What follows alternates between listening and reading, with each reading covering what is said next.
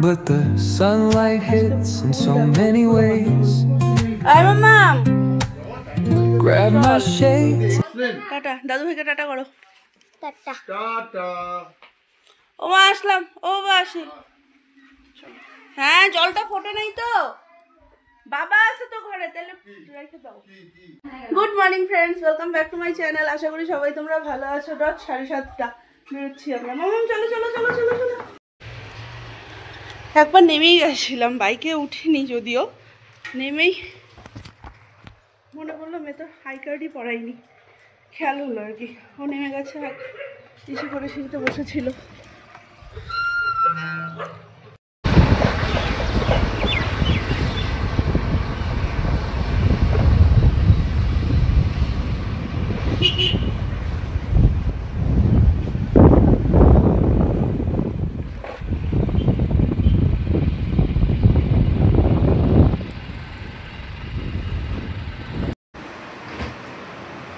দশটা 35 বাজে, 10:35 বাজে। আজকে হচ্ছে মাকে বললাম মার আজকে রেস্ট ডে নাও, কালকে থেকে আবার নিরামিষ শুরু, কার্তিক মাস শুরু হবে। আর আজকেও বাবা সকালবেলায় বাজার করে দিয়ে গেছে, কিন্তু মাছ আনতে না করেছি, মাছ খাবো না, মাছ খেতে একদম ইচ্ছে লাগে না, এখনকার মাছের কোনো টেস্টও পাওয়া যায় না। তো হচ্ছে তাই মাকে রেস্ট দিয়ে দিলাম। আর মা এখানে বসে বসে দেখো বললো থাক, রেস্ট যদি দিলি তাহলে আমি মালাটা নিয়েই নিই। মা এখানে মালা নিচ্ছে, এখানে বাজারে এসছে, গুছানো হয়নি এখনও। আর আজকে আমি রান্না করছি, আজকে বাড়ির আইটেম, মানে আমার ওই বাড়ির আইটেম। আলু বেগুন দিয়ে রসা হবে, আলু ভাজা হচ্ছে, বেগুন আমি ভেজে রেখে দিয়েছি। এই আলু বেগুনের রসাটা খেতে না দারুণ লাগে, স্পেশালি এই দিনগুলোতে, মানে কার্তিক মাসের দিনটা বা হচ্ছে আর একটু ঠান্ডা পড়লে তখন ওই ঝোলটা খেতে দারুণ লাগে।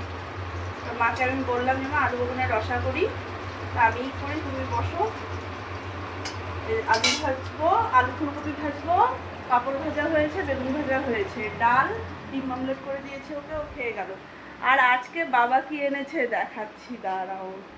এই দেখো, আরেকজনকে দেখো, মালা নিতে নিতে চুল খুঁড়তে বসে গেছে, ওই যে পায়ের নিচে আরেকটা তোমার। আর বাবা আজকে এনেছে দেখো জলপাই, না তাই বলে 4টা আনেনি, কিন্তু এনেছে ওখানে, কিন্তু আমি 4টা সেদ্ধ করলাম, এটা আমি মেখে খাবো। কেউ খায় না, গীতা খুব একটা ভালোবাসে না, আর মা তো পছন্দই করে না, মুখেই দেয় না বলতে পারো। আমি একটু ধনে পাতা লঙ্কা টঙ্কা দিয়ে একটু মেখে খাবো, আগে খুব খেতাম। কুটি কাকুরা যখন এখানে ছিল তখন তো আরো বেশি খাওয়া হতো, কিন্তু হচ্ছে কুটি কাকুরা যাওয়ার পরে, কুটি কাকু ভালো হতো এটা ওটা মাখা, আর হচ্ছে কুটি কাকুরা যাওয়ার পর থেকে আমার টক খাওয়ার সাথে কমে গেছে, আমার টক খাওয়াও কমে গেছে। মা তো মুখেই দেয় না। হ্যাঁ জুই ছিল, জুইও মাখতো, আমিও মাখতাম, ওখানে কুটি কাকু আনতো সব টক, সব সিজনের টক কুটি কাকু আনতো। তো হচ্ছে ওই সে এখন আর হয় না, আর একা একা টক খাওয়ার মজা নেই। আর ইনি একজন টক তো মুখেই লাগাবে না, এক তো পান খায়, তারপরে হচ্ছে তোমার দাঁত টক হয়ে যায়, টক ভালোবাসে না, সব কিছু মিলিয়েই টক মিশে যায় না। চলো আমি রান্নাটা করি, আমার আলু ভাজা হয়ে গেছে কমপ্লিট। 1টা বাজে, একদম রান্নাবান্না সেরে সব এসে করে গেলাম। রান্নাবান্না তো সারা অনেকক্ষণই হয়েছিল, রান্নাঘর সারতে টাইম লেগে গেল, ফ্রেশ হয়ে বেরোচ্ছে। বাপরে কি রোদ, আর কি গরম লাগছে, ভীষণ রোদ, রোদের খুব তাপ আজকে। চল রে চল রে, তাড়াতাড়ি চল রে মাম্মাম, চল রে চল রে চল রে, খাবি চল রে, চল মাম্মাম চলো, সোনা সোনা সো, চলো খাবে, চলো তাড়াতাড়ি আসো, আমি ভাতও বেড়েছি, তাড়াতাড়ি আসো। 3:30 বাজে, আর বিকালবেলায় এভাবে মানে জলপাই মাখা খাওয়ার না মজাই একটা আলাদা।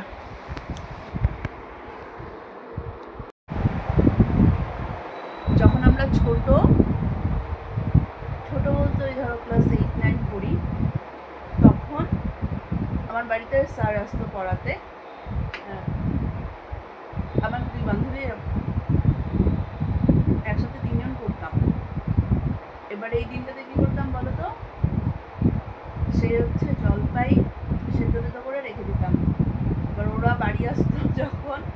মানে পড়ার জন্য স্যার আসার একটু আগে ওরা চলে আসতো। এরকম করে বিকালবেলা জলপাই মেখে খেতাম একটা। বিকালবেলা যখন এরকম করে একা একা বসে জলপাই খাই না, ওদের কথা খুব মনে পড়ে। মানে ওই বসে খাওয়াটা প্রতিবার ভাবি যে এরপরে বাড়ি গেলে পরে সবাই মিলে ওভাবে একটা আড্ডা জমাবো, কিন্তু সবারই যার যার বিয়ের ইসেতে মানে সবারই সংসারের ইসেতে হয়ে ওঠে না। একজনের এক জায়গায় বিয়ে হয়েছে, কেউই ডিজনিতে নেই, হয়ে ওঠে না, কিন্তু ওই স্মৃতিগুলো ভীষণ মনে পড়ে।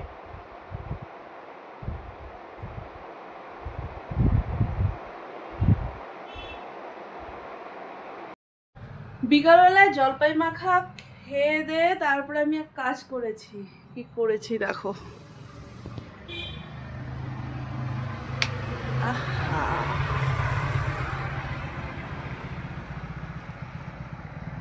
ওর অফিস থাকে, সন্ধ্যাবেলায় বেরোনোর থাকে, ও বলেছিল রেখে দিয়ে এসে করবো, কিন্তু দেখি ট্রাই তো করি, ফার্স্ট টাইম, কিন্তু সাকসেস।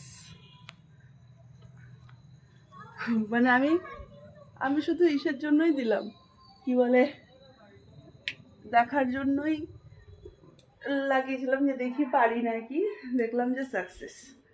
চলো, আজকে বিকালবেলা এই কাজ করেছি আমি।